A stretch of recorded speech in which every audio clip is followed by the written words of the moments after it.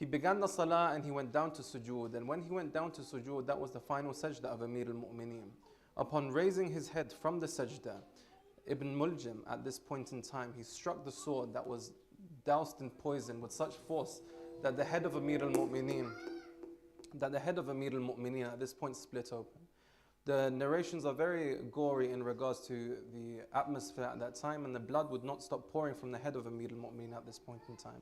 So we need to take ourselves here in regards to how would we react to this situation. Of course, Amir al-Mu'mineen, upon this circumstance and in this situation, the only thing he came out with, by Lord of the Kaaba, I am successful. And he repeated this, by the Lord of the Kaaba, I am successful. So inshallah, if we hope to count ourselves among those who are successful, that's even at the time of ultimate pain, we are still thanking Allah subhanahu wa ta'ala. Let's ask for istighfar on this holy night, and inshallah, upon this purification, we can move towards Allah subhanahu wa ta'ala and gain proximity to Him, Rasulullah, and the Ahlul Bayt. Salawat ala Muhammad wa ali Muhammad.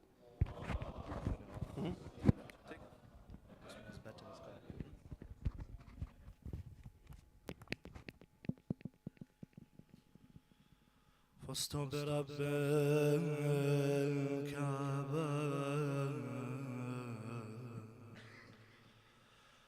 فزت برب الكعبة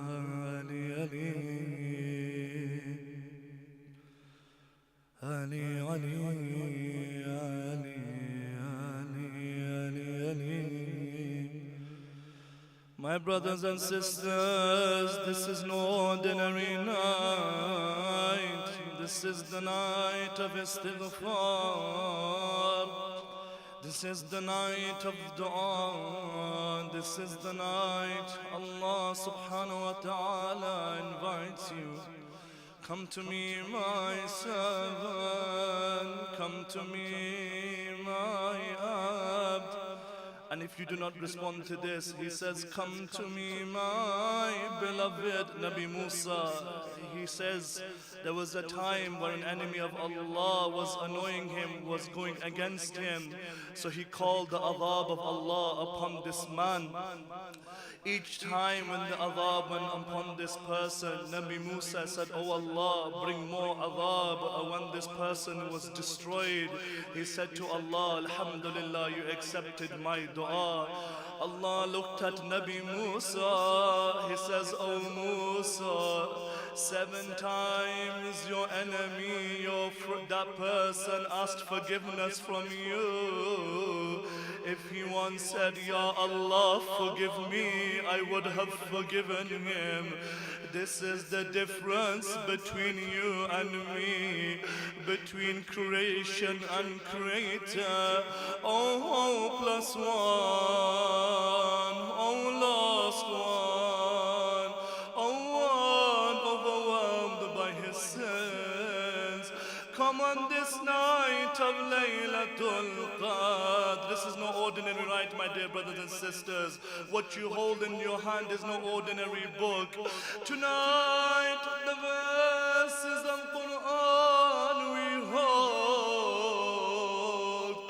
But soon the walking, speaking Quran will be held in the dirt, in the ground, in the loneliness of Kufa. Those brothers and sisters who have visited Masjid al-Kufa, who have been to the haram of Amir al-Mu'mineen, let me tell you something. If you did not know, Amir al-Mu'mineen's grave was hidden from a few years. What gurba you went through, Ya Amir al-Mu'mineen. Imagine your own father, your own master. He says, hide me from the world. I do not want any to visit my grave. Lucky we are to visit your haram, Ya Amir al-Mu'mineen.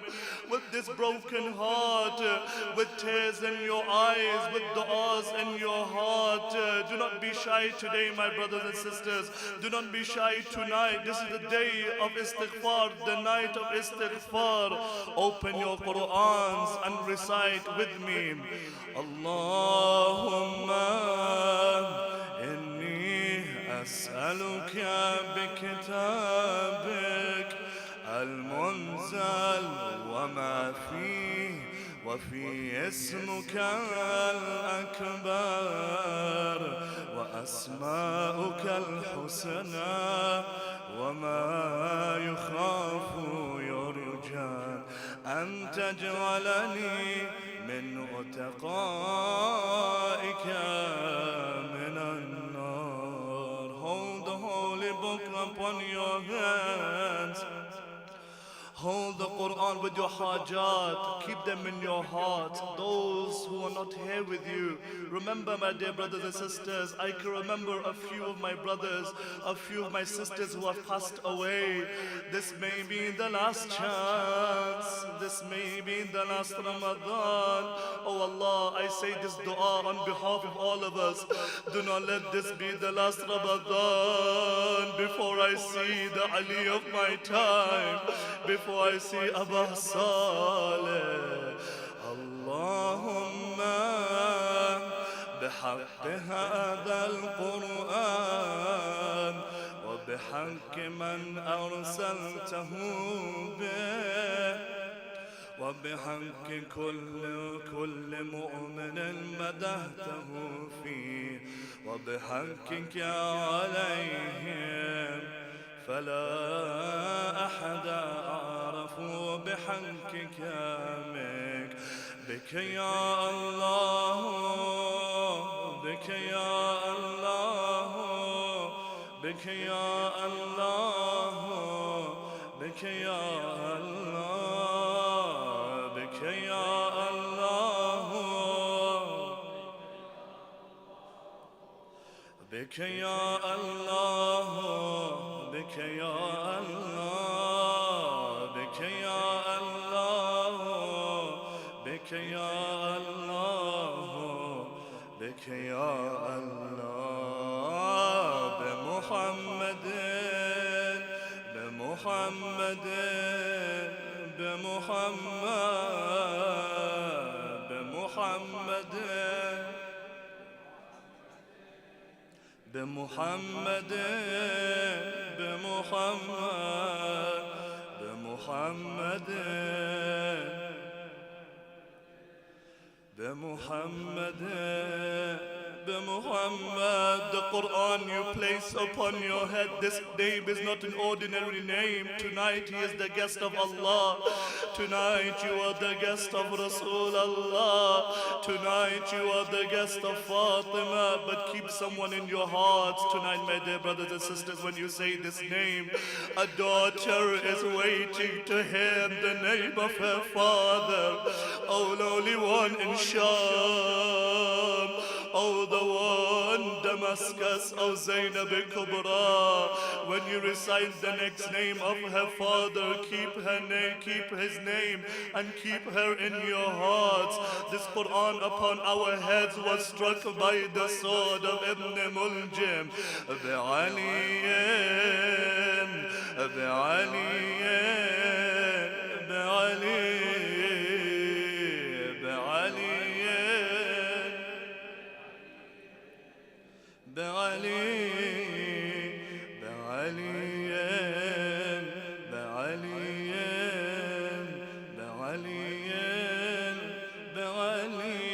Can a son or a daughter ever ask their mother and not be answered?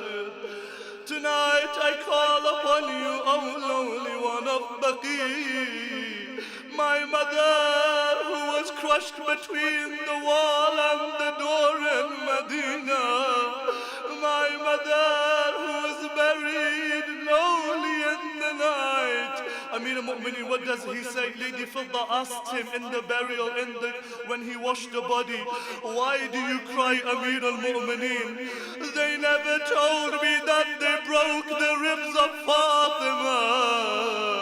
By the ribs of your mother, by the unborn baby Mohsen, بفاطمة بفاطمة بفاطمة بفاطمة بفاطمة.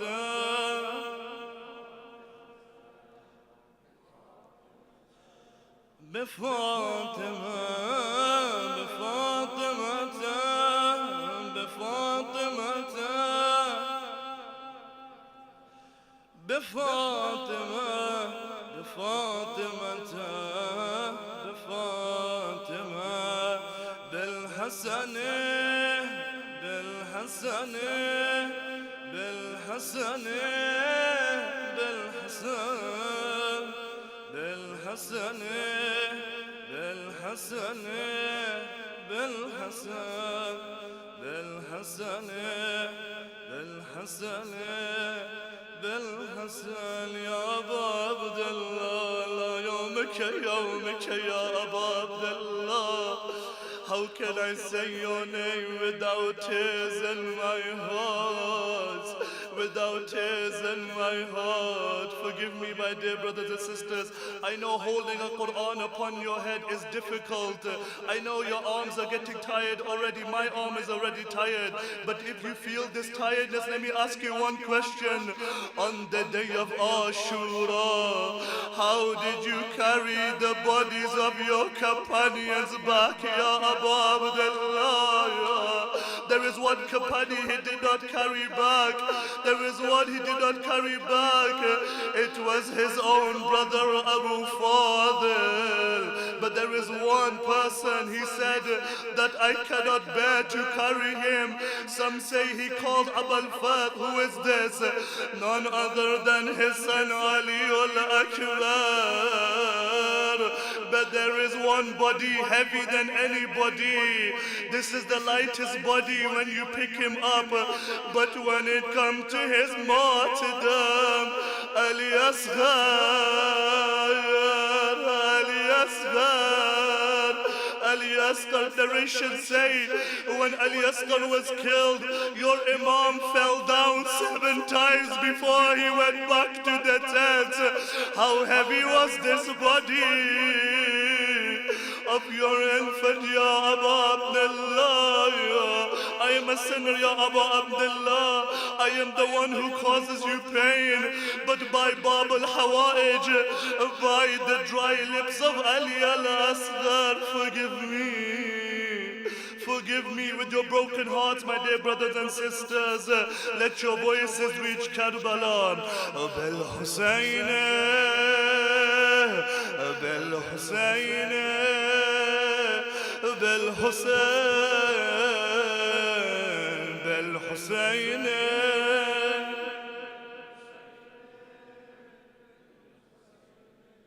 Bel Hussein, Bel Hussein, Bel Hussein, Bel Hussein, بعلي ابن الحسين، بعلي ابن بعلي ابن الحسين، بعلي ابن الحسين، بعلي ابن بعلي ابن الحسين، بعلي ابن الحسين، بعلي ابن الحسين، بعلي ابن الحسين، بمحمد ابن علي، بمحمد ابن علي، بمحمد ابن علي، بمحمد ابن علي، بمحمد بمحمد ابن علي، بمحمد ابن علي، بمحمد ابن علي، بمحمد ابن علي، بمحمد ابن علي، بمحمد ابن علي، بجعفر ابن محمد، بجعفر ابن محمد، بجعفر ابن محمد، بجعفر ابن محمد، بجعفر ابن محمد، بجعفر ابن محمد، بجعفر ابن محمد، بجعفر ابن محمد، بجعفر ابن محمد. Oh lowly one in God, the man, look look at the ghurba of your Imam in Kadamain. Look what they did to Imam al-Kadhim. They say strangers carried the body of your Imam. Was that the worst of it? No. 3 days the body of Musa ibn Ja'far was on the streets of Baghdad. Ya Bab al-Hawa'ij, O door of wishes, call us back to you in Kadamain. O the owner of the 2 domes. Be Musa ibn Ja'far, Be Musa ibn Ja'far, Be Musa ibn Ja'far, Be Musa ibn Ja'far, Be Musa ibn Ja'far, Be Musa ibn Ja'far, Be Musa ibn Ja'far, Be Musa ibn Ja'far, Be Musa ibn Ja'far. Ali, Ali, Ali, you are named after the one we lament for today. But look at the ghurba of Ali ibn Musa. Every imam we could cry for, but I want to hear this last musibah. Look where every imam is buried. 4 in Medina, 2 in Kadamain, 2 in Samarra. Imam Hussein has Abul Fadl, but the lonely one of Khurasan, where are you buried? No one with you, my Imam. Lady Ma'asuma, look where she is buried. She went to go visit her brother. He had no one with him. But what does Ali ibn Musa remember in his final moments? He says to his companion, he says, remove the carpets from this house, for I'm about to leave this world. Place my body on the ground. Ya Ali ibn Musa, why do you ask this ajib request? Why do you place your body that is weakened by poison upon the ground, the hard surface? He says, just for a few moments, I want to feel what my grandfather Abu Abdullah felt on the plains of Karbala. Everyone remembered you, Ya Hussein. Everyone lamented you in their final moments. Bihaq Abu Abdullah, by the lowly one of Khurasan, accept our du'as, Ya Allah. Forgive us, Ya Allah. Bi Ali ibn Musa, Bi Ali ibn Musa, Bi Ali ibn Musa, Bi Ali ibn Musa, Bi Ali ibn Musa, Bi Ali ibn Musa,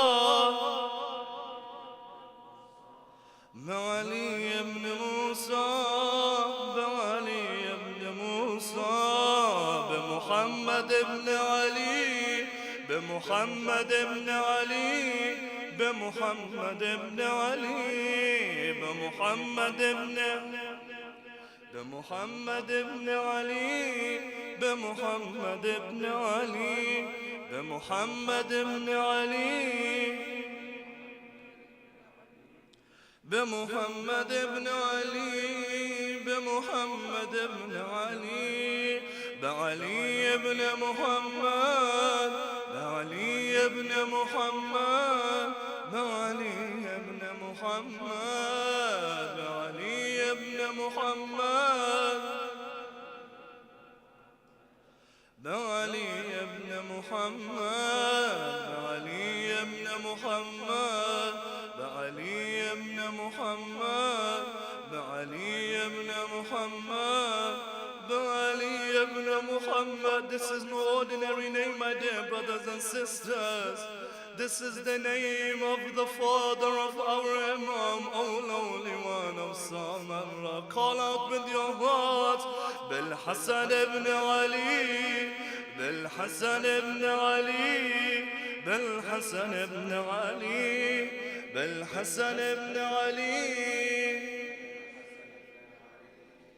Bil Hassan ibn Ali, Bil Hassan ibn Ali, Bil Hassan بالحسن بن علي بالحسن بن علي where are you يا أبا صالح where are you my Imam my dear brothers and sisters Tonight we feasted, tonight we cried, tonight we lamented, tonight we consoled, tonight we spoke, tonight we embraced. But tell me, amongst one of you, come and tell me, where is our beloved Imam al-Zaman?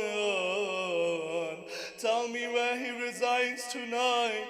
Where does he sleep? Where does he rest? Ya Aba Saleh, it is the death of his grandfather's anniversary tonight.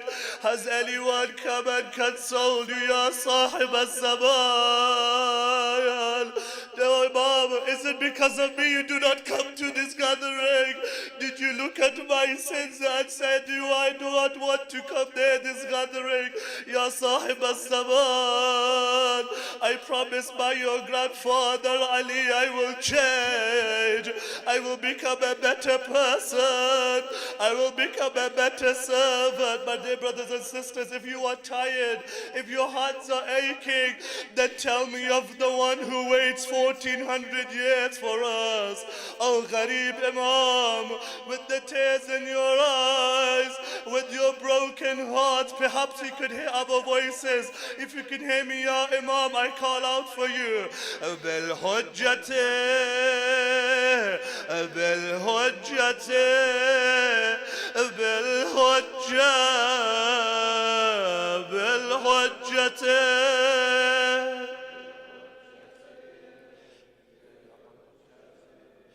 بالحجة بالحجة بالحجة بالحجة بالحجة بالحجة بالحجة بالحجة اللهم عجل لوليك الفرج اللهم عجل لوليك الفرج اللهم عجل لوليك الفرج. With the loudest of your voices, recite with me. اللهم كن لوليك الحجة ابن الحسن صلواتك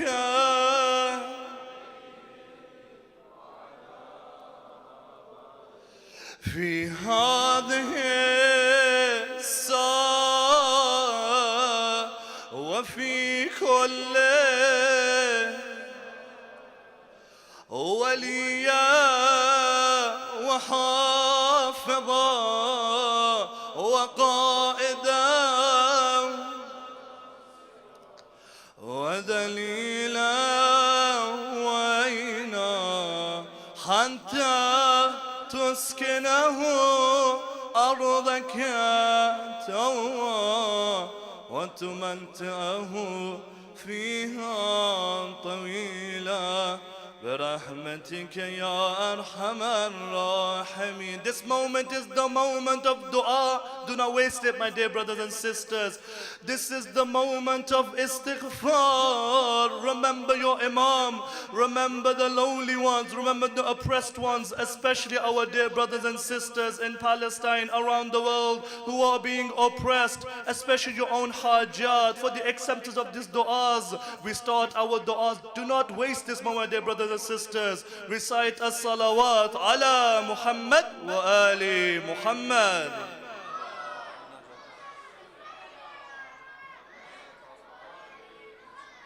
Inshallah, we recite salawat. Take this moment, like I mentioned, to recite any du'as. Pour your heart out, pour your tears. Take this moment and just speak to Allah subhanahu wa ta'ala.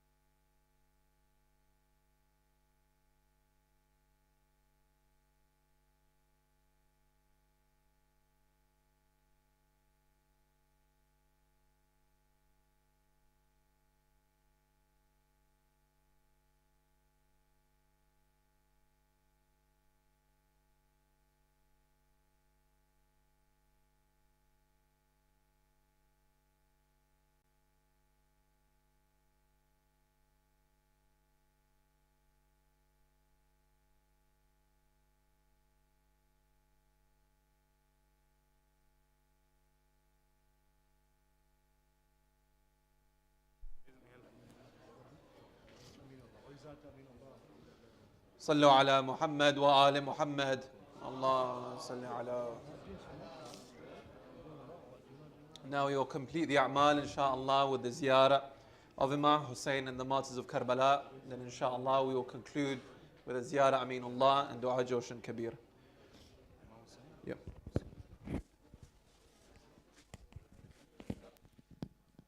Inshallah, before we recite Ziyarat Aminullah by our dear brother Rashid, we will recite the ziyarah of Imam Hussein, Khususi Laylatul Qadr, which includes the ziyarah of Ali al-Akbar, the Ashab and Abu Fadil, inshallah.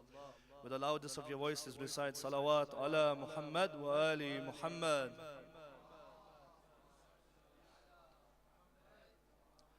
اللهم صل على محمد وآل محمد وعجل فرجهم بسم الله الرحمن الرحيم.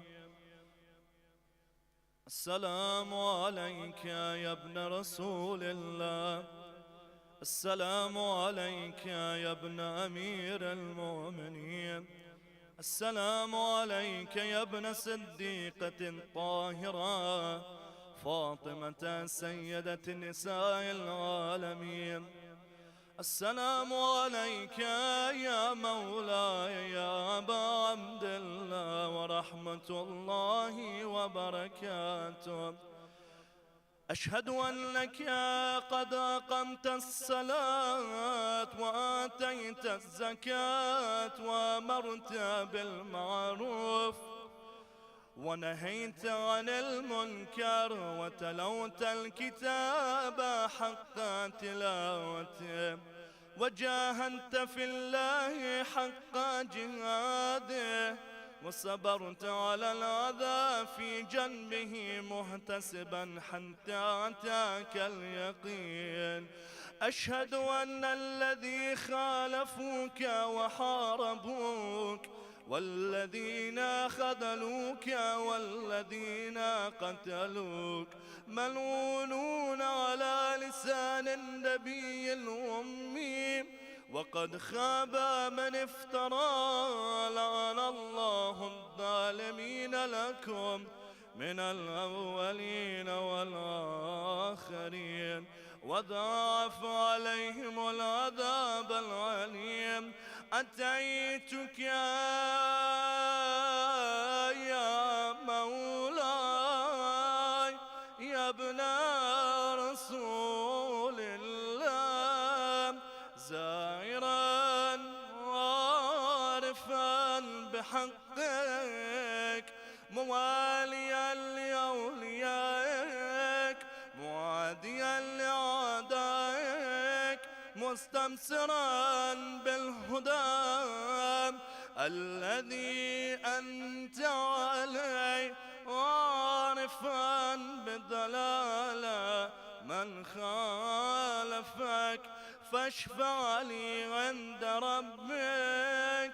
السلام عليك يا حجة الله في أرضه والسماء. صلى الله على روحك الطيب وجسدك الطاهر وعليك السلام يا مولاي ورحمة الله وبركاته. زيارة علي بن الحسين. السلام عليك يا مولاي وابن مولاي ورحمة الله وبركاته.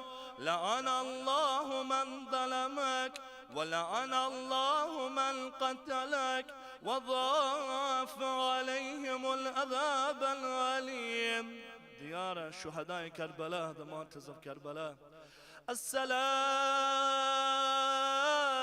عليكم أيها الصديقون، السلام عليكم أيها الشهداء الصابرون. أشهد أنكم جاهدتم في سبيل الله وصبرتم على الأذى في جنب الله ونسحتم لله ولرسوله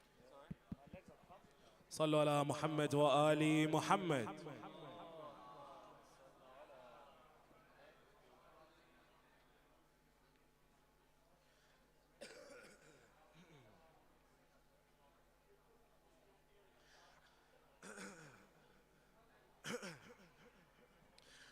بسم الله الرحمن الرحيم. اللهم صل على محمد وآل محمد. السلام عليك يا أمين الله في أرضه وحجته على عباده. السلام عليك يا أمير المؤمنين. أشهد أنك جاهدت في الله حق جهاده وعملت بكتابه واتبعت سنن نبيه صلى الله عليه وآله حتى دعاك الله إلى جواره فقبضك إليه باختياره وألزم أعدائك الحجة مع ما لك من الحجج البالغة على جميع خلقه. اللهم فاجعل نفسي مطمئنة بقدرك راضية بقضائك مولعة بذكرك ودعائك محبة لصفوة أوليائك محبوبة في أرضك وسمائك صابرة على نزول بلائك شاكرة لفواضل نعمائك ذاكرة لصوابغ الآلائك مشتاقة إلى فرحة لقائك متزودة التقوى ليوم جزائك مستنة بسنن أوليائك مفارقة لإخلاق أعدائك مشغولة عن الدنيا بحمدك وثنائك. اللهم إنا قلوب المخبطين إليك والها وسبل الراغبين إليك شارعا وأعلام القاصدين إليك واضحا وأفئدة العارفين منك فازعا وأصوات الداعين إليك صاعدا وأبواب الإجابة لهم مفتحا ودعوة من ناجاك مستجابا وتوبة من أناب إليك مقبولا وعبرة من بكى من خوفك مرحوما والإغاثة لمن استغاث بك موجودا والإعانة لمن استعان بك مبذولا وعداتك لعبادك منجزا وزلل من استقالك مقالا وأعمال العاملين لديك محفوظا وأرزاقك إلى الخلائق من لدنك نازلا وعوائد المزيد إليهم واصلا وذنوب المستغفرين مغفورا وحوائج خلقك عندك مقضيا وجوائز السائلين عندك موفرا وعوائد المزيد متواترا وموائد المستطعمين معدا ومناهل الظماء مترعا. اللهم فاستجب دعائي واقبل ثنائي واجمع بيني وبين أوليائي بحق محمد وعلي وفاطمة والحسن والحسين إنك ولي نعمائي ومنتهى مناي غاية رجائي في منقلبي ومثواي، إنك على كل شيء قدير. وصل اللهم على محمد وآله الطيبين الطاهرين.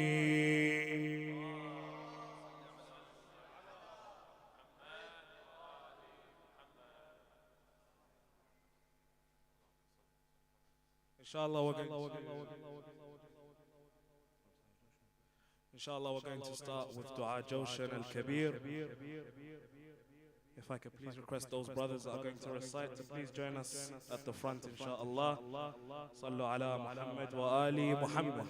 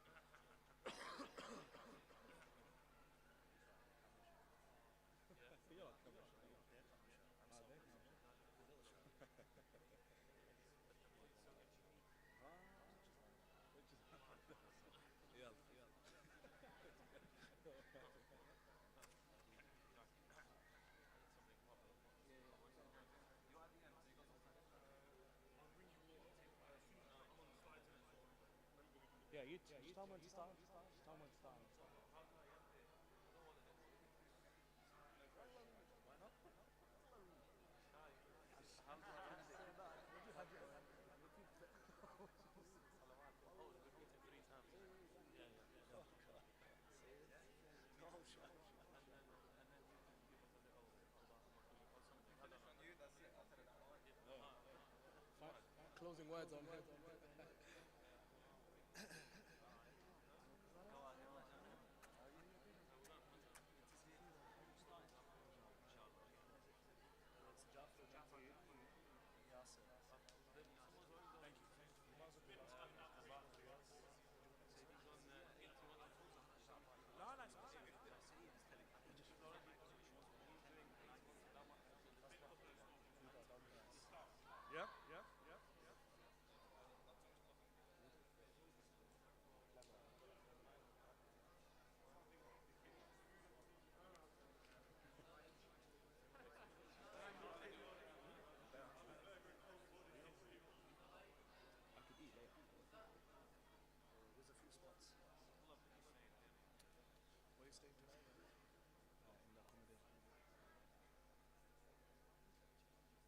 صلوا على محمد وآل محمد.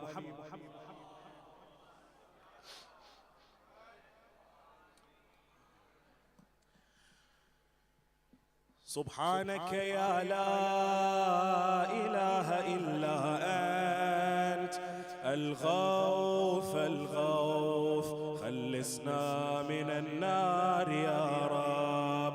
سبحانك يا لا إله إلا أنت الغوث الغوث، خلصنا من النار يا رب.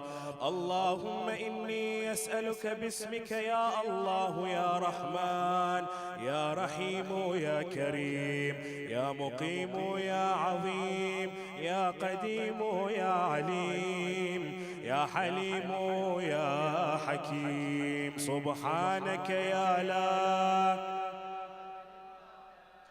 الغوث الغوث، خلصنا يا سيد السادات يا مجيب الدعوات يا رافع الدرجات يا ولي الحسنات يا غافر الخطيئات يا معطي المسألات يا قابل التوبات يا سامع الأصوات يا عالم الخفيات يا دافع البليات سبحانك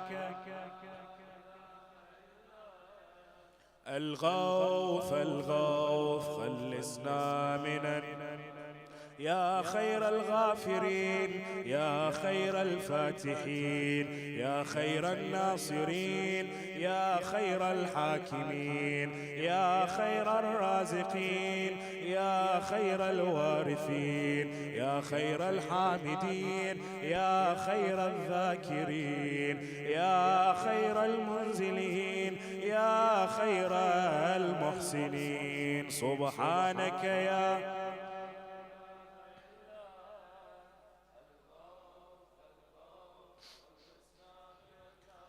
يا من له العزة والجمال يا من له القدرة والكمال يا من له الملك والجلال يا من هو الكبير المتعال يا منشئ السحاب الثقال يا من هو شديد المحال يا من هو سريع الحساب يا من هو شديد العقاب يا من عنده حسن الثواب يا من عنده أم الكتاب سبحانك يا لا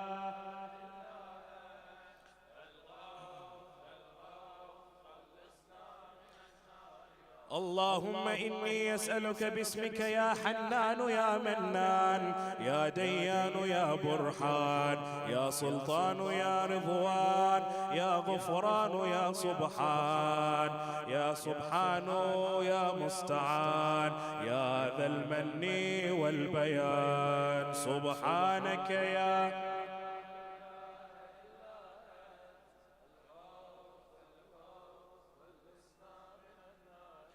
يا من تواضع كل شيء لعظمته يا من استسلم كل شيء لقدرتي يا من ذل كل شيء لعزتي يا من خضع كل شيء لهيبتي يا من انقاد كل شيء من خشيتي يا من تشققت الجبال من مخافتي يا من قامت السماوات بأمره يا من استقربت الأرضون بإذنه يا من يسبح الرعد بحمده يا من لا يعتدي على أهل مملكتي سبحانك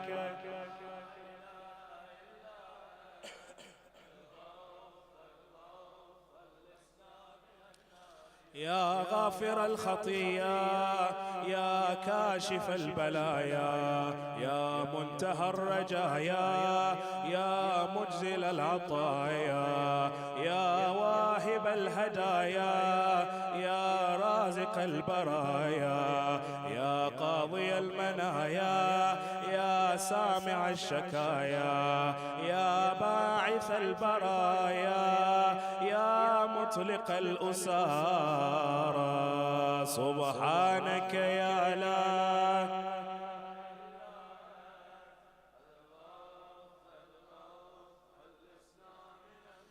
يا ذا الحمد والثناء يا ذا الفخر والبهاء يا ذا المجد والسناء يا ذا العهد والوفاء يا ذا العفو والرضا يا ذا المن والعطاء يا ذا الفصل والقضاء يا ذا العز والبقاء يا ذا الجود والسخاء يا ذا الآلاء والنعماء سبحانك يا لا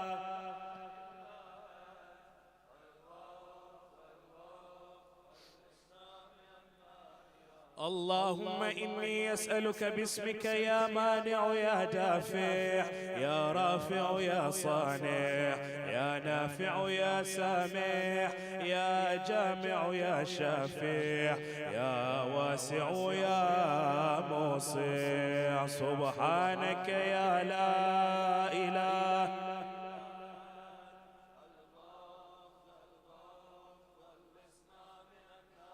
يا صانع كل مصنوع يا خالق كل مخلوق يا رازق كل مرزوق يا مالك كل مملوك يا كاشف كل مكروب يا فارج كل مهموم يا راحم كل مرحوم يا ناصر كل مخذول يا ساتر كل معيوب يا ملجأ كل مطروب سبحانك يا لا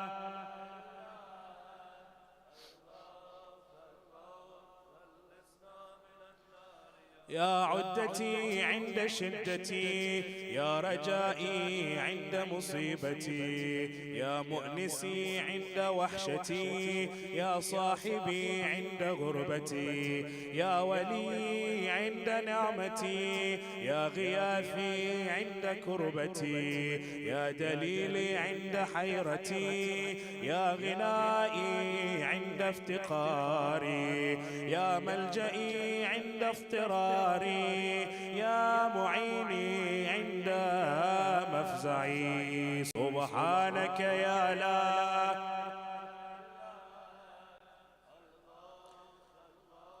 خلصنا من النار يا علام الغيوب يا غفار الذنوب يا ستار العيوب يا كاشف الكروب يا مقلب القلوب يا طبيب القلوب يا منور القلوب يا أنيس القلوب يا مفرج الهموم يا منفس الغموم سبحانك يا لا الغوث الغوث اللهم إني أسألك باسمك يا جليل يا جميل يا وكيل يا كفيل يا دليل يا قبيل يا مديل يا مذيل يا مقيل يا مهيل سبحانك يا لا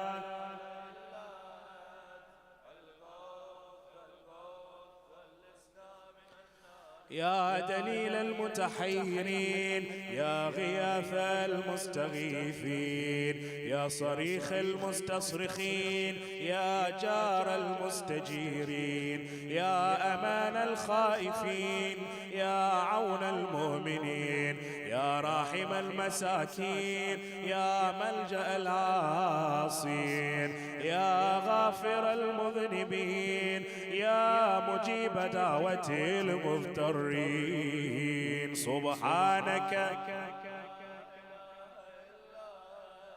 الغوث الغوث خلصنا يا ذا الجود والإحسان يا ذا الفضل والامتنان يا ذا الأمن والأمان يا ذا القدس والسبحان يا ذا الحكمة والبيان يا ذا الرحمة والرضوان يا ذا الحجة والبرهان يا ذا العظمة والسلطان يا ذا الرأفة والمستعان يا ذا العفو والغفران سبحانك يا لا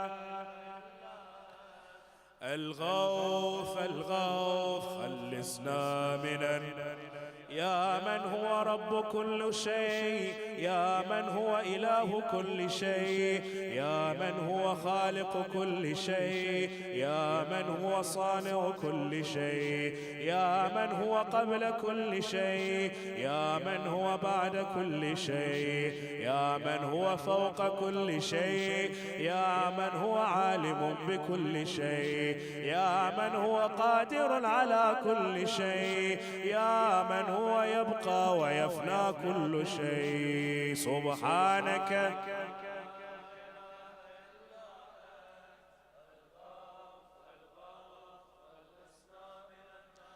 اللهم إني أسألك باسمك يا مؤمن يا مهيمن يا مكون يا ملقن يا مبين يا مهون يا ممكن يا مزين يا معلن يا مقسم سبحانك يا لا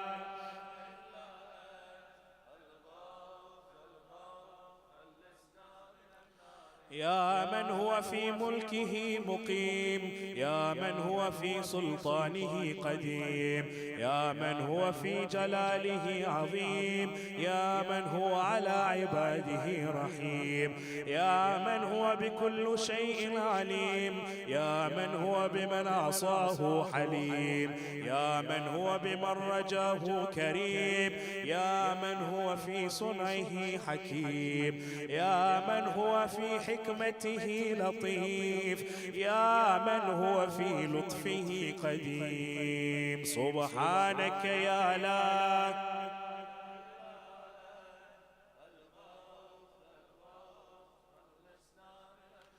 يا من لا يرجى إلا فضله يا من لا يسأل إلا عفوه يا من لا ينظر إلا بره يا من لا يخاف إلا عدله يا من لا يدوم إلا ملكه يا من لا سلطان إلا سلطانه يا من وسعت كل شيء رحمته يا من سبقت رحمته غضبا يا من أحاط بكل شيء علمه يا من ليس أحد مثله سبحانك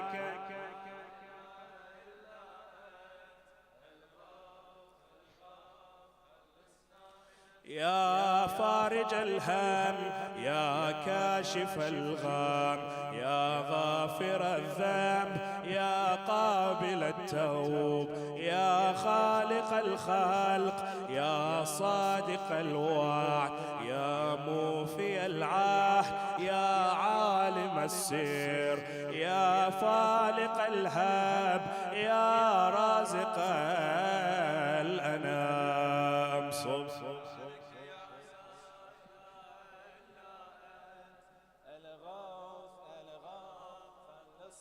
من النار يا رب اللهم إني أسألك باسمك يا علي يا وفي يا غني يا ملي يا حفي يا رضي يا زكي يا بدي يا قوي يا ولي سبحانك يا لا إله إلا أنت من النار يا من أظهر الجميل يا من ستر القبيح يا من لم يؤاخذ بالجريرة يا من لم يهتك الست يا عظيم العفو يا حسن التجاوز يا واسع المغفرة يا باسط يديني بالرحمة يا صاحب كل نجوى يا منتهى كل شكوى سبحانك يا لا إله إلا أنت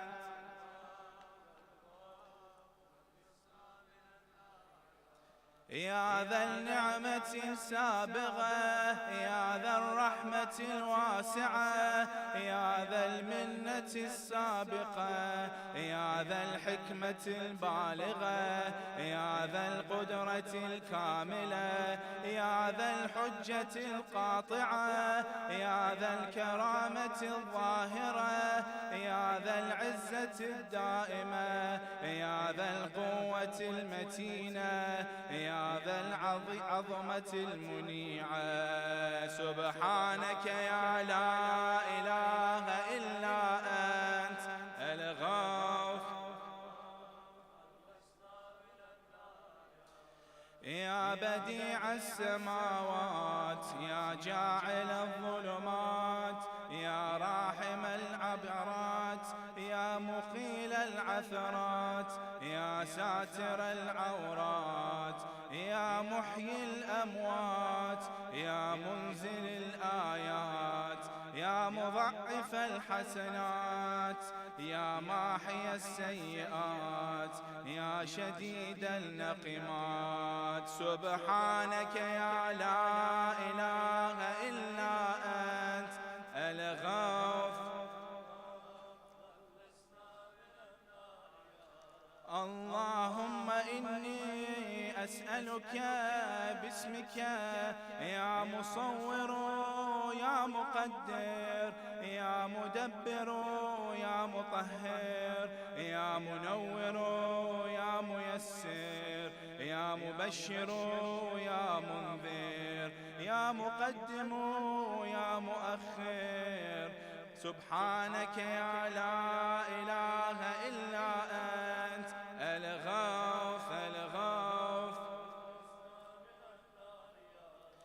يا رب البيت الحرام يا رب الشهر الحرام يا رب البلد الحرام يا رب الركن والمقام يا رب المشعر الحرام يا رب المسجد الحرام يا رب الحل والحرام يا رب النور والظلام يا رب التحية والسلام يا رب القدرة في الأنام سبحانك يا لا إله إلا أنت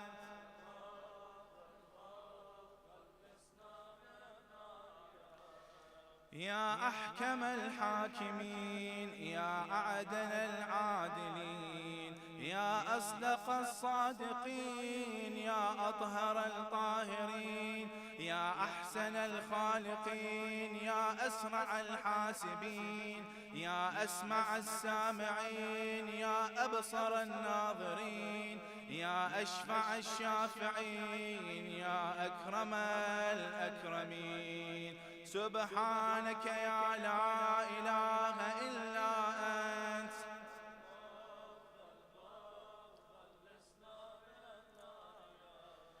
يا عماد من لا عماد له يا سند من لا سند له يا ذخر من لا ذخر له يا حرز من لا حرز له يا غياث من لا غياث له يا فخر من لا فخر له يا عز من لا عز له يا معين من لا معين له يا أنيس من لا أنيس له يا أمان من لا إيمان له سبحانك يا لا إله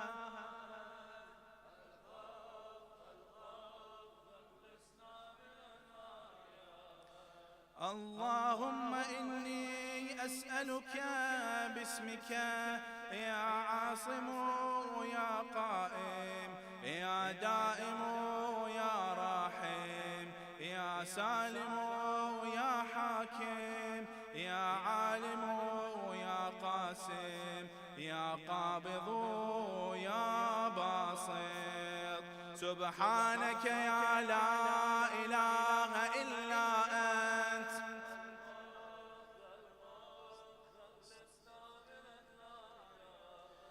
يا عاصم من استصعمه يا راحم من استرحمه يا غافر من استغفره يا ناصر من استنصره يا حافظ من استحفظه يا مكرم من استكرمه يا مرشد من استرشده يا صريخ من استصرخه يا معين من استعانه يا مغيث من استغاث سبحانك يا لا إله إلا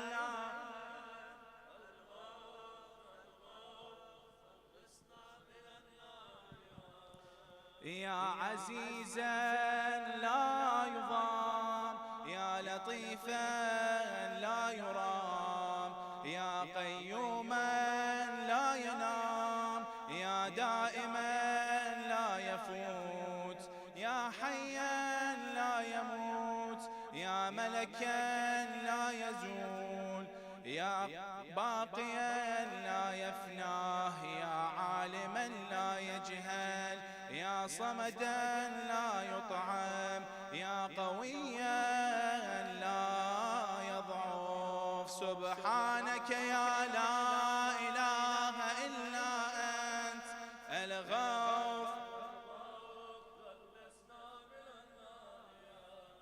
اللهم إني أسألك باسمك يا أحد يا واحد، يا شاهد يا ماجد، يا حامد يا راشد، يا باعث يا وارث، يا ضار يا نافع. سبحانك يا لا إله إلا أنت الغوث.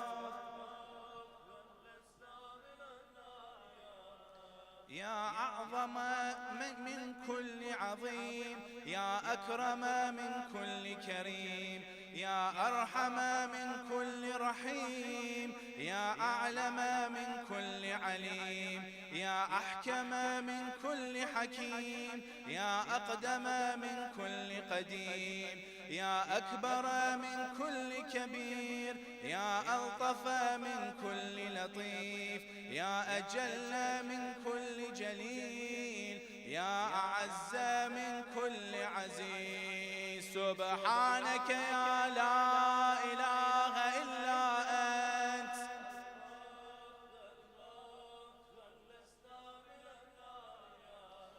يا كريم الصف، يا عظيم المن، يا كثير الخير، يا قديم الفضل، يا دائم اللطف، يا لطيف الصنع، يا منفس الكرب، يا كاشف الضر، يا مالك الملك، يا قاضي الحق. سبحانك يا لا إله إلا أنت.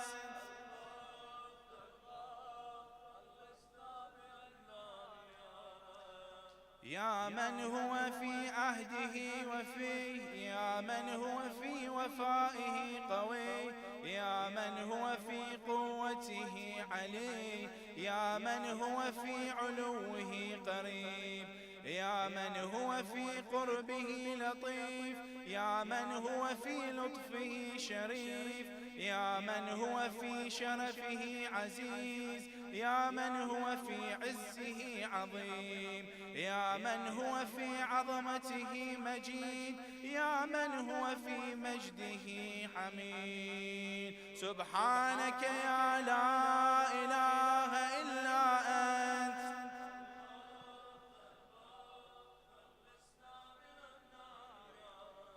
اللهم إني أسألك باسمك يا كافي يا شافي، يا وافي يا معافي، يا هادي يا داعي، يا قاضي يا راضي، يا عالي يا باقي. سبحانك يا لا إله إلا أنت غوث.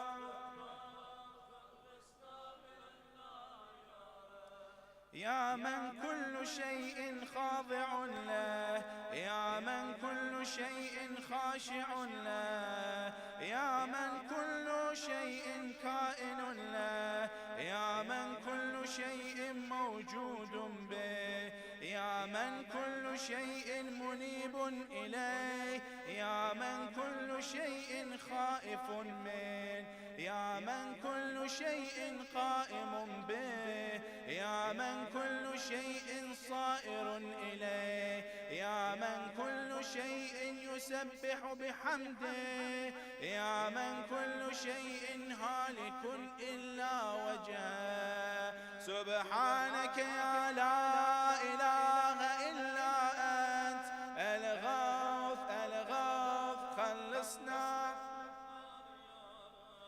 يا من لا مفر إلا إليه، يا من لا مفزع إلا إليه، يا من لا مقصد إلا إليه، يا من لا منجى منه إلا إليه، يا من لا يرغب إلا إليه، يا من لا حول ولا قوة إلا به، يا من لا يستعان إلا به، يا من لا يتوكل إلا عليه، يا من لا يرجى إلا هو، يا من لا يعبد إلا هو. سبحانك يا لا إله إلا أنت الغوث الغوث، يا خير المرغوبين، يا خير المرغوبين، يا خير المطلوبين، يا خير المسؤولين، يا خير المقصودين، يا خير المذكورين، يا خير المشكورين، يا خير المحبوبين، يا خير المدعوين، يا خير المستأنسين. سبحانك يا لا إله إلا أنت.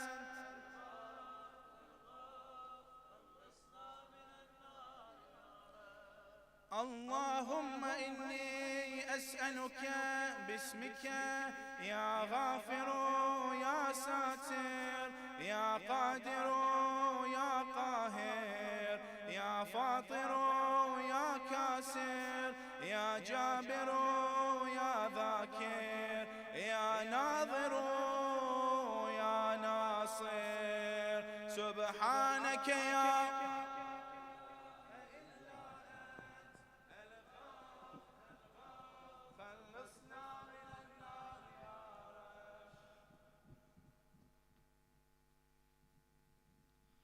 يا من خلق فسوى، يا من قدر فهدى، يا من يكشف البلوى، يا من يسمع النجوى، يا من ينقذ الغرقى، يا من ينجي الهلكى، يا من يشفي المرضى، يا من أضحك وأبكى، يا من أمات وأحيا، يا من خلق الزوجين الذكر والأنثى. سبحانك يا لا إله إلا أنت الغوث الغوث.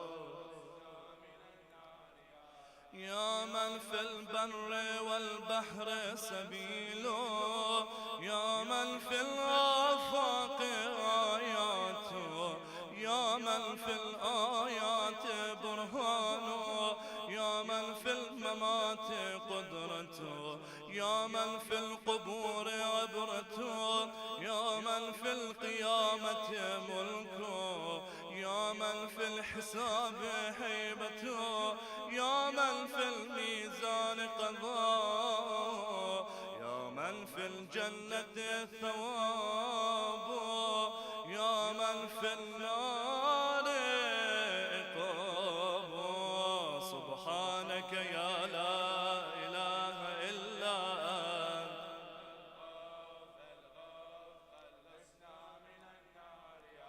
يا من إليه يهرب الخائفون، يا من إليه يفزع المذنبون، يا من إليه يقصد المنيبون، يا من إليه يرغب الزاهدون، يا من إليه يلجأ المتحيرون، يا من به يستأنس المريدون، يا من به يفتخر المحبون، يا من في أفه يطمع الخاطئون، يا من إليه يسكن الموقنون، يا من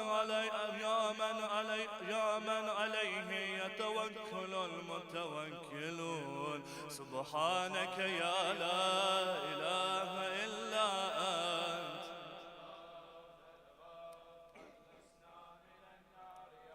اللهم إني أسألك باسمك يا حبيب يا طبيب يا قريب يا رقيب يا حسيب يا مهيب يا مقيب يا مجيب يا خبير يا بصير سبحانك يا لا إله إلا أنت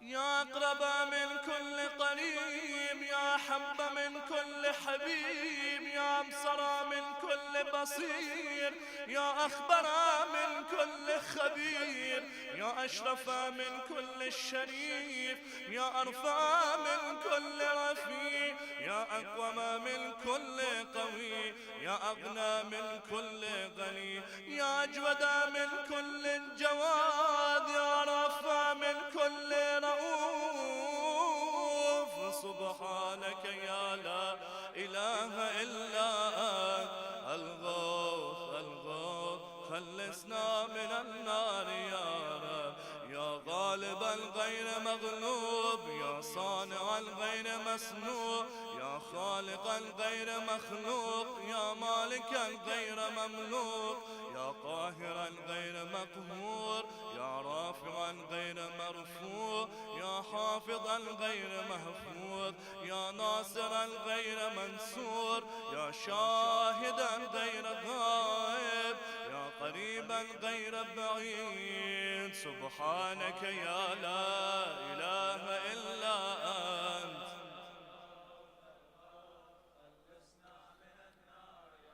يا نور النور يا منور النور يا خالق النور يا مدبر النور يا مقدر النور يا نور كل نور يا نورا قبل كل نور يا نورا بعد كل نور يا نورا فوق كل نور يا نورا ليس كمثله نور سبحانك يا لا إله إلا أنت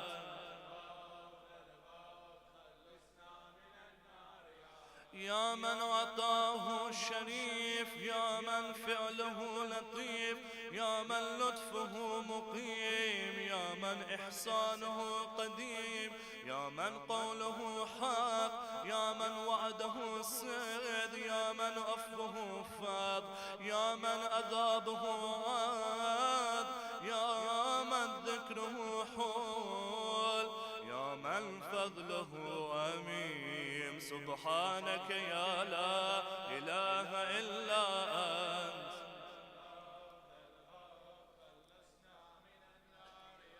اللهم إني أسألك باسمك يا مسهل يا مفصل يا مبدل يا مضلل يا منزل يا منول يا مفضل يا مجزل يا ممهل يا مجمل سبحانك يا لا الغوث الغوث يا من يرى ولا يرى يا من يخلق ولا يخلق يا من يهدي ولا يهدى يا من يحيي ولا يحيى يا من يسأل ولا يسأل يا من يطعم ولا يطعم يا من يجير ولا يجار عليه يا من يقضي ولا يقضى عليه يا من يحكم ولا يحكم عليه يا من لم يلد ولم يولد ولم يكن له كفوا أحد سبحانك يا لا إله إلا أنت الغوث يا نعم الحسيب يا نعم الطبيب يا نعم الرقيب يا نعم القريب يا نعم المجيب يا نعم الحبيب يا نعم الكفيل يا نعم الوكيل يا نعم المولى يا نعم النصير سبحانك يا لا إله إلا أنت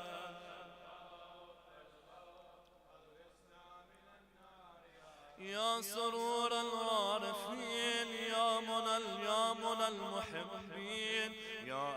غيث المريدين يا حبيب التوابين يا رازق المقلين يا رجاء المذنبين يا قرة عين العابدين يا منفس عن المكروبين يا مفرج عن المغمومين يا إله الأولين والآخرين سبحانك يا لا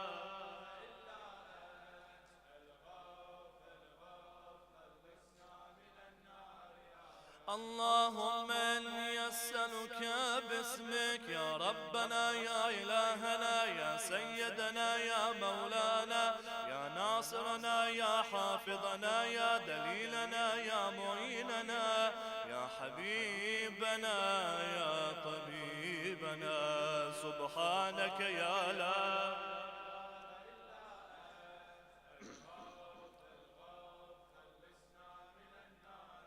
يا رب النبيين والأبرار يا رب الصديقين والأخيار يا رب الجنة والنار يا رب الصغار والكبار يا رب الحبوب والثمار يا رب الأنهار والأشجار يا رب السحار والقفار يا رب البراري والبحار يا رب الليل والنهار يا رب الإعلان والإسرار سبحانك يا لا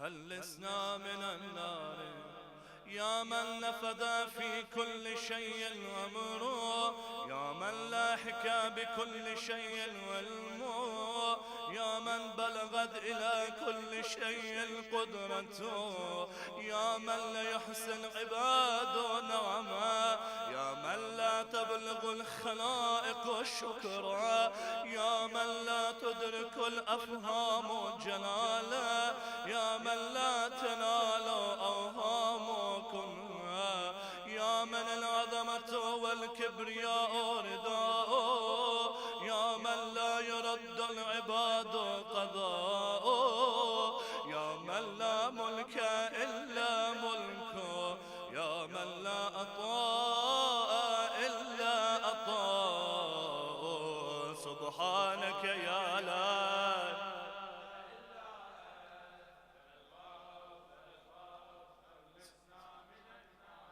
يا من له المثل الأعلى يا من له الصفات العليا يا من له الآخرة والأولى يا من له الجنة المأوى يا من له الآيات الكبرى يا من له الأسماء الحسنى يا من له الحكم والقضاء يا من له الهواء والفضاء يا من له الأرش والثرى يا من له السماوات العلى سبحانك يا لا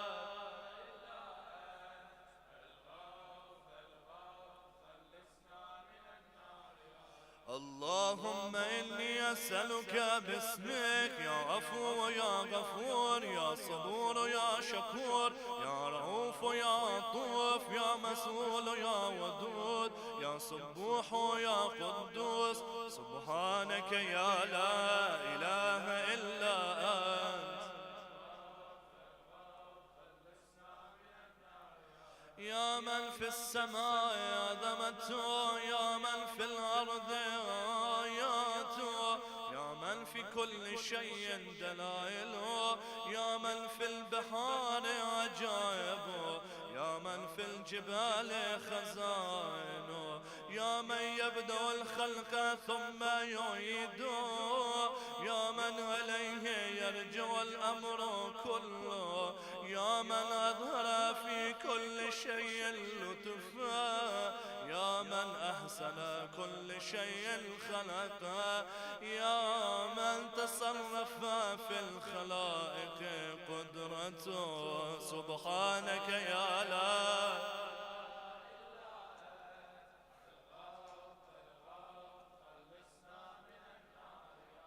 يا حبيب من لا حبيب له، يا طبيب من لا طبيب له، يا مجيب من لا مجيب له، يا شفيق من لا شفيق له، يا رفيق من لا رفيق له، يا مغيث من لا مغيث له، يا دليل من لا دليل دليل له، يا أنيس من لا أنيس له، يا راحم من لا راحم له، يا صاحب من لا صاحب له. سبحانك يا لا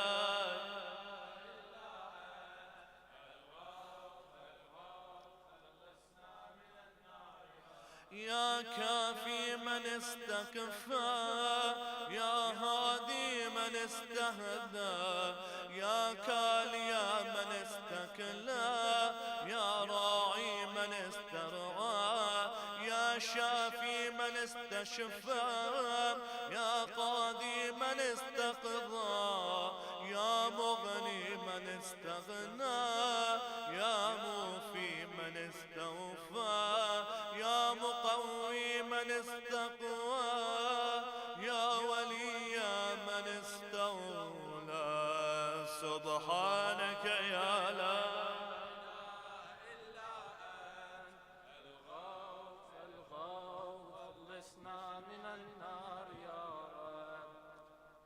اللهم إني أسألك باسمك يا خالق يا رازق يا ناطق يا صادق يا فالق يا فارق يا فاتق يا راتق يا سابق يا سابق. سبحانك يا لا إله إلا أنت الغوث الغوث.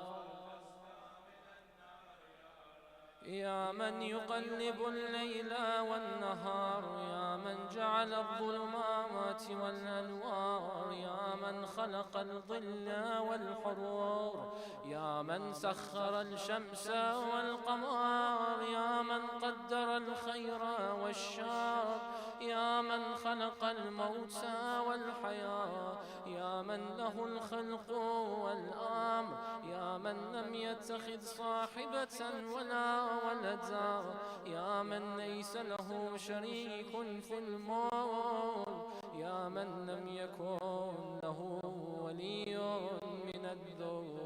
سبحانك يا لا إله إلا أنت.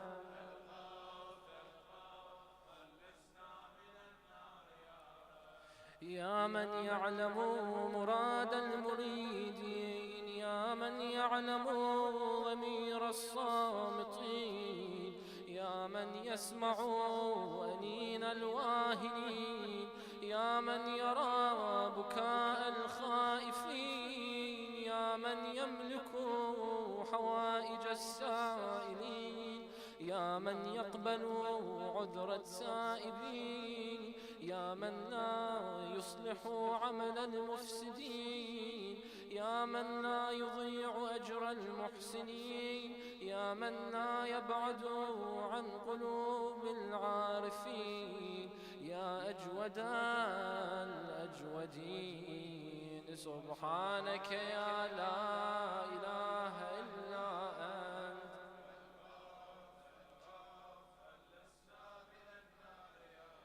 يا دائم البقاء يا سامع الدعاء، يا واسع العطاء يا غافر الخطاء، يا بديع السماء يا حسن البلاء، يا جميل الثناء يا قديم السناء، يا كثير الوفاء يا شريف الجزاء. سبحانك يا لا إله إلا أنت.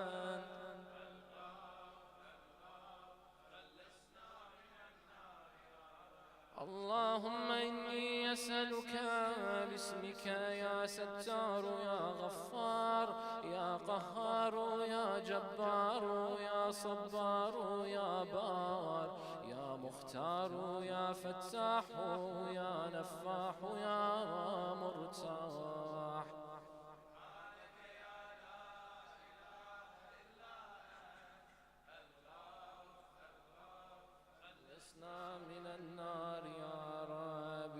من خلقني وسواني يا من رزقني ورباني يا من أطعمني وسقاني يا من قربني وأدناني يا من عصمني وكفاني يا من حفظني وكلاني يا من أعزني وأغناني يا من وفقني وهداني يا من آنسني وآواني يا من أماتني وأحياني سبحانك يا لا إله إلا أنت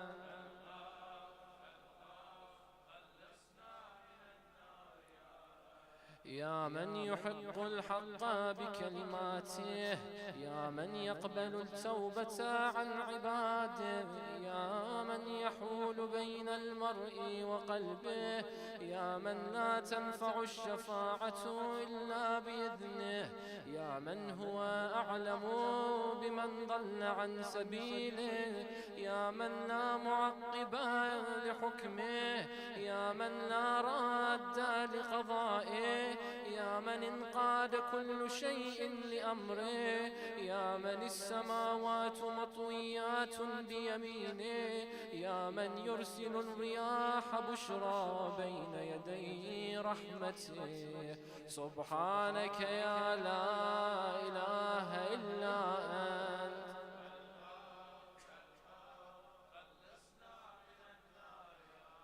يا من جعل الأرض مهادا يا من جعل الجبال أوتادا يا من جعل الشمس سراجا يا من جعل القمر نورا يا من جعل الليل لباسا يا من جعل النهار معاشا يا من جعل النوم سباتا يا من جعل السماء بناء يا من جعل الأشياء أزواجا يا من جعل النار مرصادا سبحانك يا لا إله إلا أنت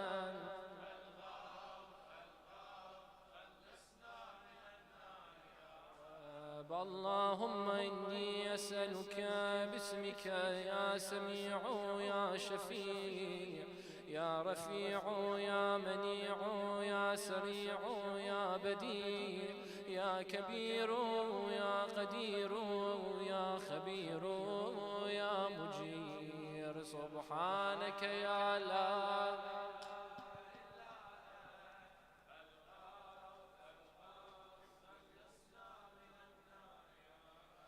يا حيا قبل كل حي يا حيا بعد كل حي يا حي الذي ليس كمثله حي يا حي الذي لا يشاركه حي يا حي الذي لا يحتاج إلى حي يا حي الذي يميت كل حي يا حي الذي يرزق كل حي يا حيا لم يرد يا حيا لم يرث الحياة من حي يا حي الذي يحيي الموتى يا حي يا قيوم لا تأخذه سنة ولا نوم سبحانك يا لا إله إلا أنت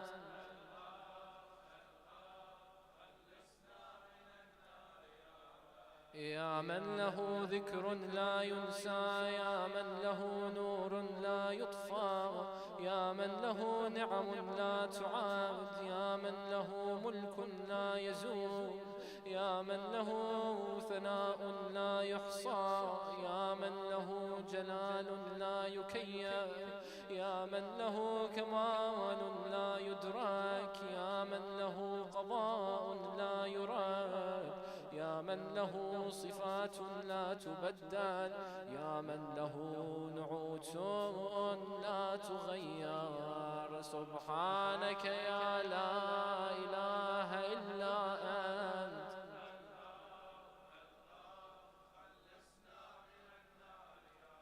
يا رب العالمين يا مالك يوم الدين يا غاية الطالبين يا ظهر اللاجين يا يا مدرك الهاربين، يا من يحب الصابرين، يا من يحب التوابين، يا من يحب المتطهرين، يا من يحب المحسنين، يا من هو أعلم بالمهتدين. سبحانك يا لا إله إلا أنت.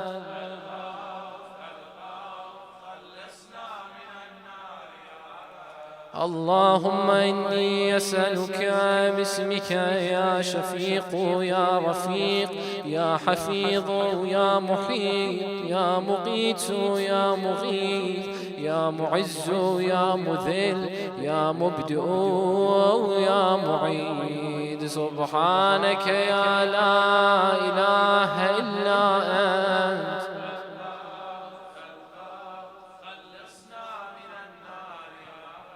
يا من هو أحد بلا ضد، يا من هو فرد بلا ند، يا من هو صمد بلا عين، يا من هو وتر بلا كيف، يا من هو قاض بلا حيف، يا من هو رب بلا وزير، يا من هو عزيز بلا ذر، يا من هو غني بلا فقر، يا من هو ملك بلا عاد، يا من هو موصوف بلا شبيه. سبحانك يا لا إله إلا أنت الغوث. يا من ذكره شرف للذاكرين، يا من شكره فوز للشاكرين، يا من حمده عز للحامدين، يا من طاعته نجاة للمطيعين، يا من بابه مفتوح للطالبين، يا من سبيله واضح للمنيبين، يا من آياته برهان للناظرين، يا من كتابه تذكرة للمتقين، يا من رزقه عموم للطائعين والعاصين، يا من رحمته قريب من المحسنين. سبحانك يا لا إله إلا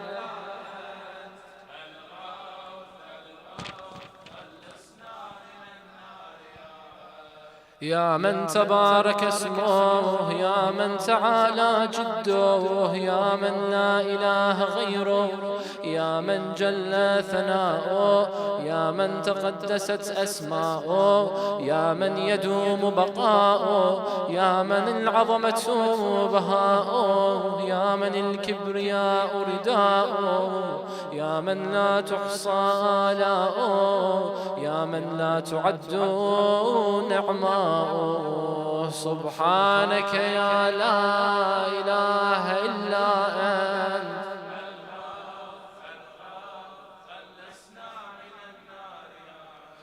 اللهم إني أسألك باسمك يا معين يا أمين يا مبين يا متين يا مكين يا رشيد يا حميد يا مجيد يا شديد يا شهيد. سبحانك يا لا إله إلا أنت.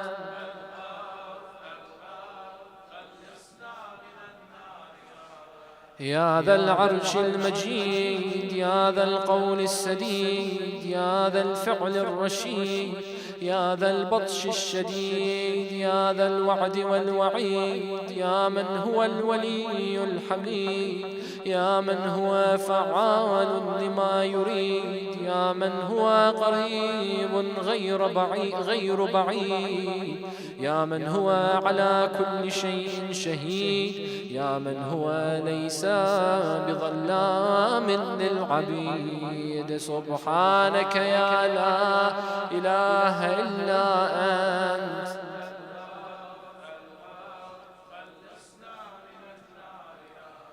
يا من لا شريك له ولا وزير، يا من لا شبيه له ولا نظير، يا خالق الشمس والقمر المنير، يا مغني البائس الفقير، يا رازق الطفل الصغير، يا راحم الشيخ الكبير، يا جابر العظم الكبير، يا عصمة الخائف المستجير، يا من هو بعباده خبير بصير، يا من هو على كل شيء قدير. سبحانك يا لا إله إلا أنت.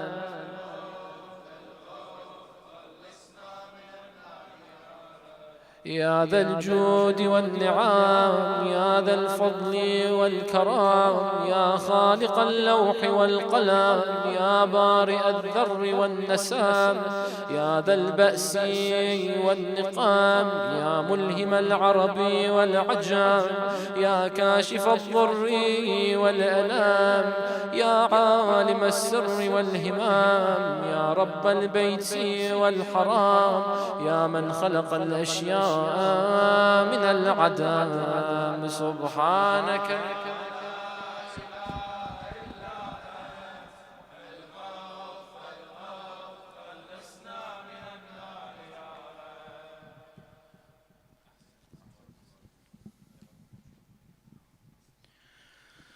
اللهم إني أسألك باسمك يا فاعل يا جاعل يا قابل يا كامل يا فاصل يا واصل يا عادل يا غالب يا طالب يا واهب. سبحانك يا لا إله إلا أنت الغوث الغوث،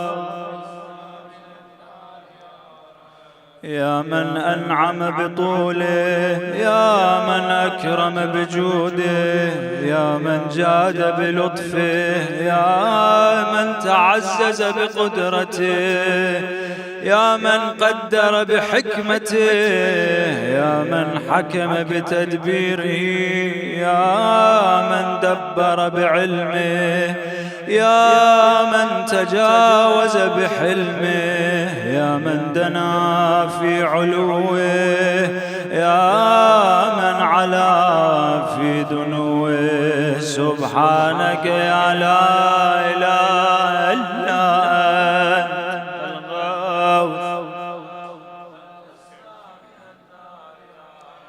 يا من يخلق ما يشاء، يا من يفعل ما يشاء، يا من يهدي من يشاء، يا من يضل من يشاء، يا من يعذب من يشاء، يا من يغفر لمن يشاء، يا من يعز من يشاء، يا من يذل من يشاء، يا من يصور في الأرحام ما يشاء، يا من يختص برحمته من يشاء. سبحانك يا لا إله إلا أنت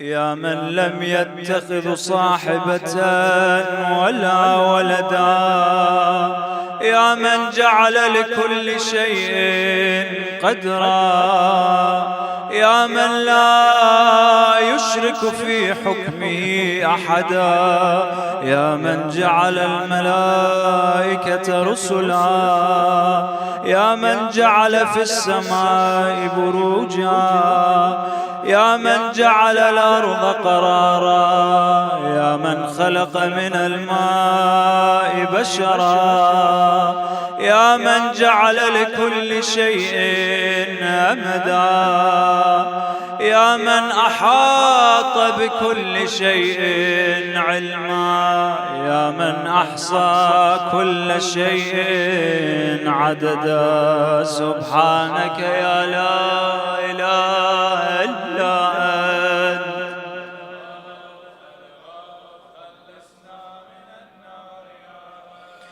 اللهم إني أسألك باسمك يا أول يا آخر يا ظاهر يا باطن يا بر يا حق يا فرد يا وتر يا صمد يا سرمد سبحانك يا لا إله إلا أنت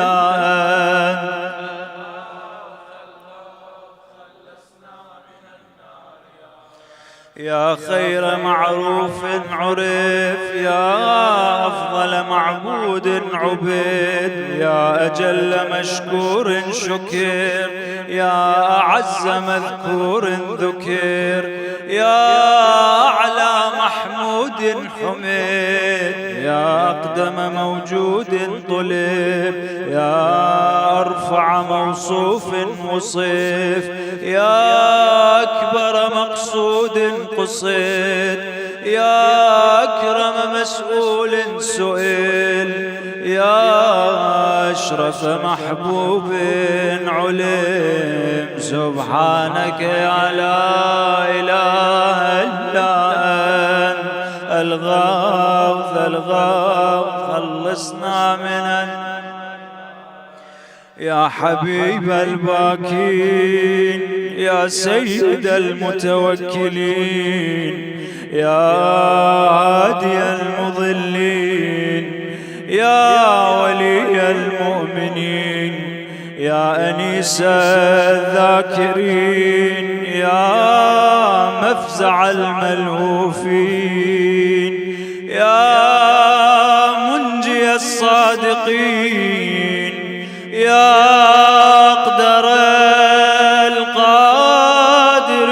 القادرين يا أعلم العالمين يا إله الخلق أجمعين سبحانك يا لا إله إلا أنت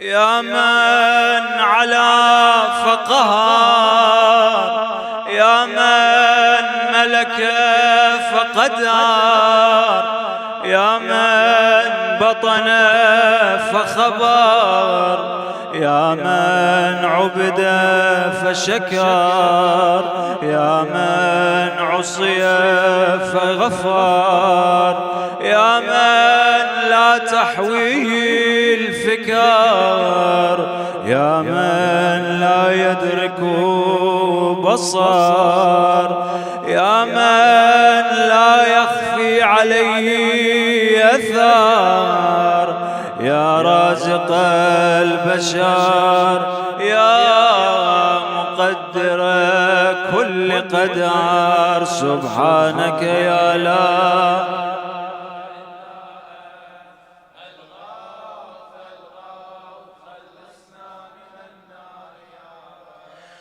اللهم إني أسألك باسمك يا حافظ يا بارئ يا ذارئ يا باذخ يا فارج يا فاتح يا كاشف يا ضامن يا آمر يا ناهي سبحانك يا لا إله إلا أنت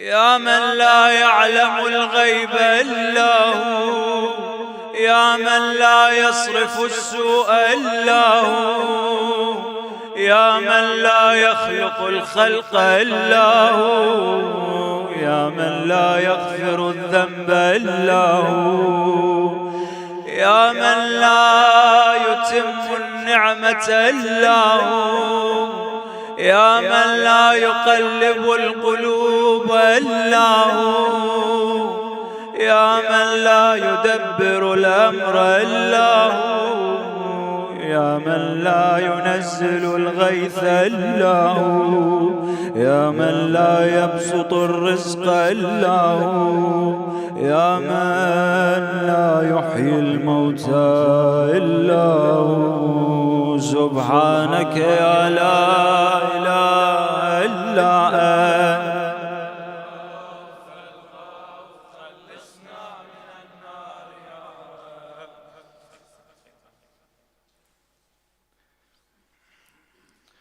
يا ماعن الضعفاء يا صاحب الغرباء يا ناصر الأولياء يا قاهر الأعداء يا رافع السماء يا آنس الأصفياء يا حابب الأتقياء يا كنز الفقراء يا إله الأغنياء يا أكرم القرناء سبحانك يا لا إله إلا أنت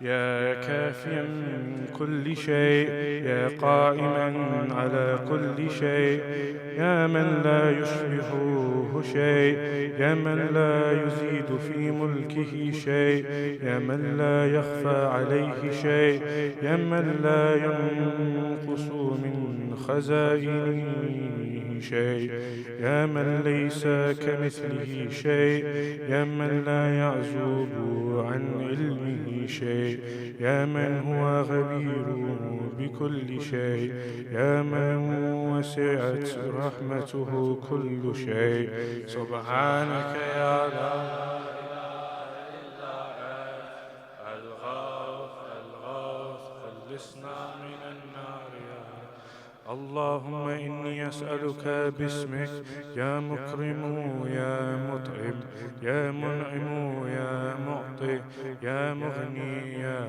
مقني يا مقني يا محيي يا مرضي يا منجي سبحانك يا لا إله إلا أنت الغوث خلصنا من النار يا أول كل شيء وآخرة يا إله كل شيء ومالكه يا رب كل شيء وصانعه يا بريا كل شيء وخالقه يا قابض كل شيء وباسطه يا مبدئ كل شيء ومعيدا يا منشئ كل شيء ومقدرا يا مكون كل شيء ومحولا يا محيي كل شيء ومميتا يا خالق كل شيء ووارثا سبحانك يا لا إله إلا أنت الغوث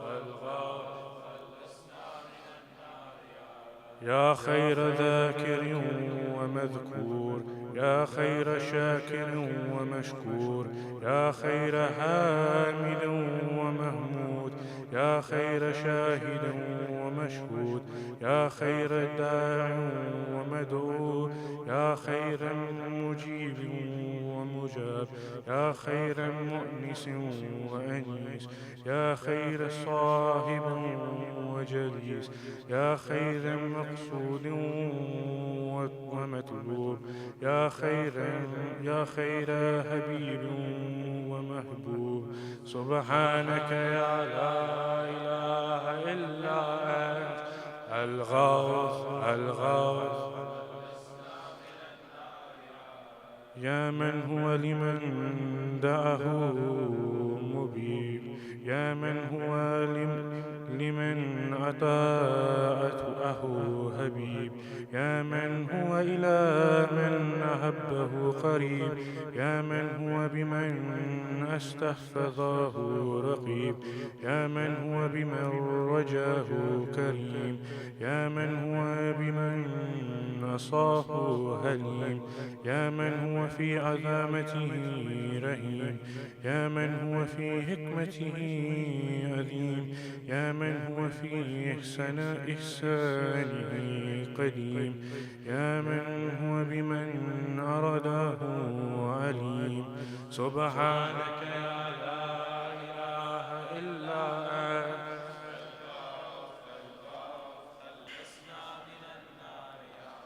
اللهم إني أسألك باسمك يا مسبب يا مرغب يا مقلب يا معقب يا مرتب يا مخوف يا محذر يا مذكر يا مسخر يا مغير سبحانك يا لا إله إلا أنت الغوث خلص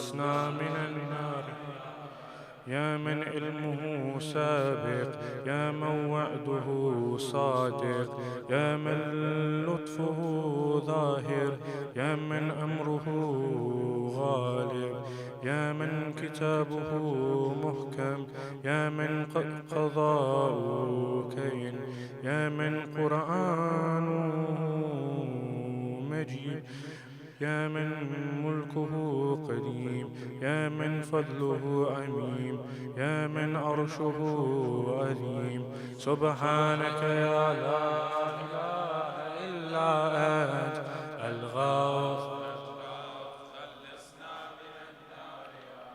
يا من لا يشغله سمع أسماء، يا من لا يمنعه فعل عن فعل، يا من لا يلهيه قول عن قول، يا من لا يغلطه سؤال عن سؤال، يا من لا يحجبه شيء عن شيء، يا من لا يبرمه إلهه الملحين، يا من هو غاية مراد المريدين، يا من هو منتهى همام العارفين، يا من هو منتهى طلب الطالبين، يا من لا يخفى عليه ذرة في العالمين.